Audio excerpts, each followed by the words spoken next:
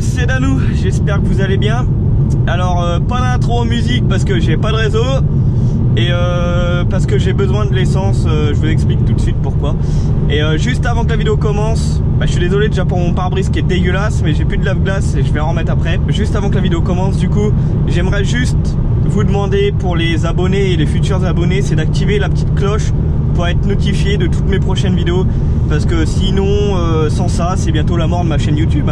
Si vous n'êtes pas notifié de mes prochaines vidéos, bah vous connaissez YouTube, c'est pas Jojo quoi de leur part, ils te notifient pas machin et tout, donc si vous pouviez faire ça, ça me serait grandement utile pour mes prochaines vidéos. Et donc là en fait, petite surprise, j'ai reçu mes injecteurs plus tôt que prévu, du coup je suis parti sur Rouen, j'arrive bientôt chez mon pote pour faire le montage des injecteurs, la modification de la pompe RS6 pour mettre en place à la place de la S3 d'origine, supprimer tout le circuit N249, ça c'est surtout pour fiabiliser le circuit d'air pour avoir moins de fuite, ça va libérer un petit peu le bruit de la dome valve. J'ai le cache culbu qui sera enfin libéré. Ensuite on va chercher ma panne dans la suralimentation, on va chercher ma fuite et la réparer si c'est possible. Hier matin j'ai monté ma N75B de RS6, on va rouler à l'éthanol et on verra bien ce que ça fait. Du coup là je vais arriver chez mon pote et... Bon les gars, on est le lendemain, enfin le surlendemain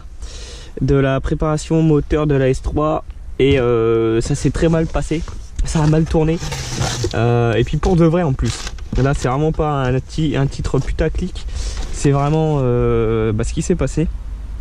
Donc je vais vous montrer vite fait ce qu'on a fait pour le moment. Donc pour le moment on a viré la N249. Donc mécaniquement donc on l'a viré, on a fait passer une durite d'ici jusqu'à je ne sais trop où, c'est pas moi qui l'ai fait, du coup je sais pas trop comment ça se goupille. On a monté les injos donc qui vont ici, donc j'ai mis les 630, ceux-là ce sont les originaux. On a fait ensuite le montage de la pompe RS6, donc je vais vous montrer vite fait.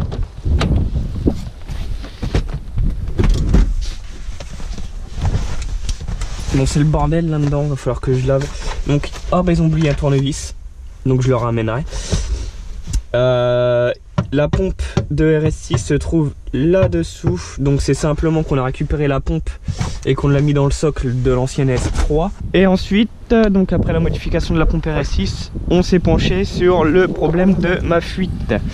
La fuite qu'on pensait qui était dans la suralimentation, donc on a testé les deux échangeurs, toutes les durites, on a fait des compressions un petit peu de partout et il s'avère que ça se décomprime dans le moteur. Donc on a retiré le collecteur d'admission et on a trouvé un peu de limaille un petit peu partout, donc je pense que c'est pour ça que je consomme un peu d'huile, que malheureusement on n'arrive pas à sortir les chevaux qu'elle devrait.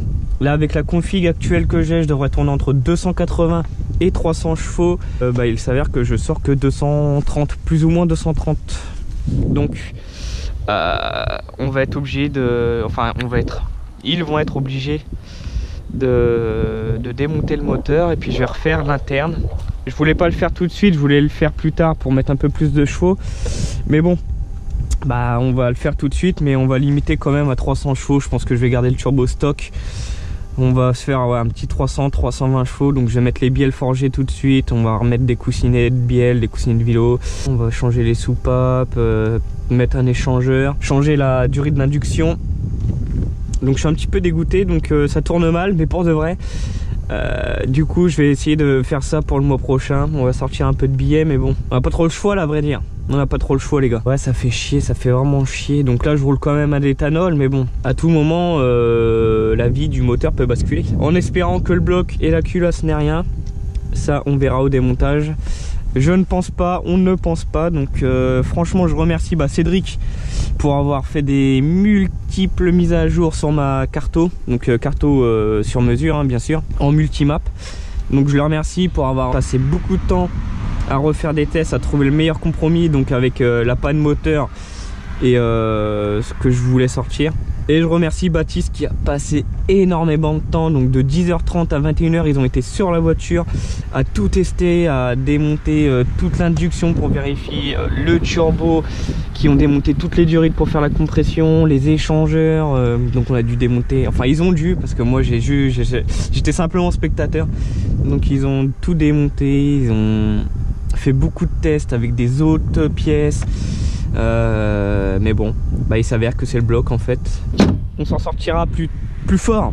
Donc je vais quand même aller vous faire un petit tour pour... Bon c'est sûr, elle marche plus que ce qu'a marché. Hein. On est passé de 170 chevaux à plus ou moins 230 à ce que devrait sortir la voiture d'origine. Donc on va aller faire un petit tour, mais bon c'est pas ouf. Hein.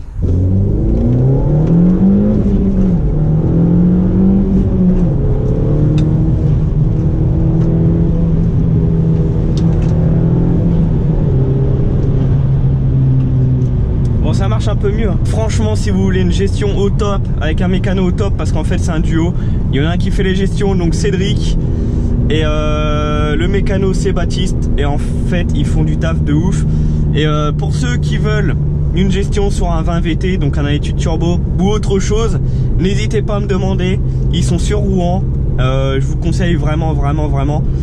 Ils sont à votre écoute, ils répondront à toutes vos questions, ils seront chercher votre panne, ils seront vous expliquer. C'est pas seulement du montage et voilà tu te démerdes.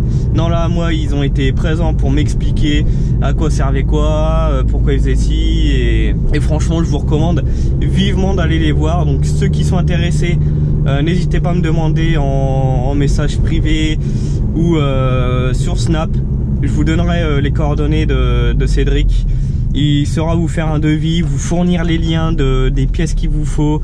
Et ouais, franchement, je vous conseille vraiment d'aller les voir si vous voulez une bonne gestion sur mesure avec des personnes passionnées. Je vais vous faire un petit 0 à 100 parce qu'en plus il m'a activé le launch control. Alors